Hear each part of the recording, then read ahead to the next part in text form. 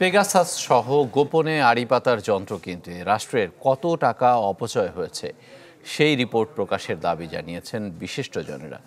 রাজধানীতে এক সেমিনারে তারা তাগিদ দেন ব্যক্তি স্বাধীনতা হরণ বন্ধে কার্যকর পদক্ষেপ নেওয়ার।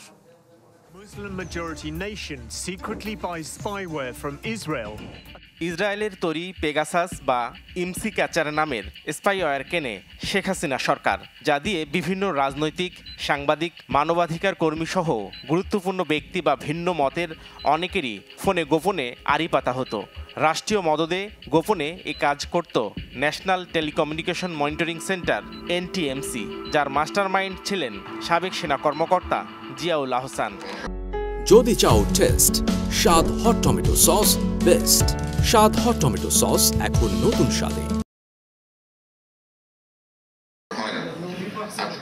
রাজধানীতে সিভিল রিফর্ম গ্রুপের এক সেমিনারে আলোচকরা বলেন, গত কয়েক বছরে এমন ভীতিকর পরিস্থিতি তৈরি করা হয়েছিল যে ফোনে বা সোশ্যাল মিডিয়া ব্যবহার করেও যোগাযোগ করা নিরাপদ ছিল না।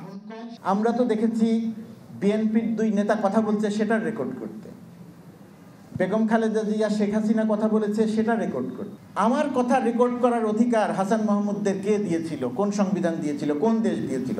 খুব বেশি প্রতিবাদ করার সাহস আমরা পাই না। খুব অল্প কিছু কথা যারা বলি তাদেরকেও আসলে অনেকবার এই সমস্ত অফিসে যেতে হয়েছে। পেগাসাস সহ গোপনে আড়ি পাতার যন্ত্র কিনতে রাষ্ট্রের কত টাকার অপচয় হয়েছে সেই রিপোর্ট প্রকাশের দাবি জানান বিশিষ্টজনরা। বিগত সরকার আমাদেরকে প্রস্তর যুগে নিয়ে গেছে। It was not a state even. আমি বহুবার এই কথা বলার চেষ্টা করেছি, একটা স্টেটের যে লিস্ট কতগুলো ক্যারেক্টারিস্টিক্স থাকে কোনোটাই ছিল না। আমরা যখন নতুন করে তদন্ত বিচার অনেক কিছু করে আসলে সত্য উদ্ঘাটন করার চেষ্টা করছি কি হয়েছিল এবং অনেকজনকে জবাবদিহিতার আওতায় আনতে যাচ্ছি, আমরা যাতে অ্যাগেন ওই পরিস্থিতি আবার যাতে তৈরি না করি, কারণ ওটার কিন্তু কোনো ভালোভাবে ওটা শেষ হবে না। ব্যক্তি স্বাধীনতা লঙ্ঘনের জন্য NTMCর বিলুপ্তির দাবি জানান TIBর নির্বাহী পরিচালক ইফতেখারুজ্জামান সহ অন্যরা। অন্তর্বর্তীকালীন সরকারকে এমন একটা কাঠামো তৈরি করতে হবে যাতে করে ভবিষ্যতে যারা ক্ষমতায় আসবেন তারা যেন একই সংস্কৃতির কাছে জিম্মি না হয়ে পারেন, যে আমরা আবার নজরদারি ভিত্তিতে ভিত্তিক সমাজ ব্যবস্থায় রাষ্ট্র কাঠামোতে ফিরে যেতে চাই।